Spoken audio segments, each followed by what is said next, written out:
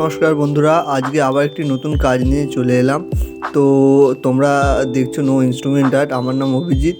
তো আজকে আবার একটি নতুন কাজ বলতে একটি ওয়াটার কালারের সিম্পল একটি কাজ নিয়ে চলে এলাম।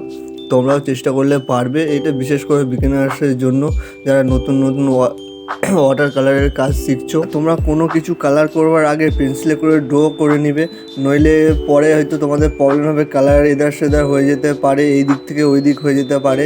তো প্রথমে তোমরা আগে ড্র করে নিও, তারপর আস্তে আস্তে ওয়াটার কালার তো খুবই জলের ভাগটা একটু বেশি থাকবে, কালারের ভাগটা খুব কম থাকবে। যতটা পরিমাণ পড়বে হালকা করে কালার করবার চেষ্টা করবে, লাস্টের দিক করে সবসময় ডিপ করে লাইট করার চেষ্টা করবে।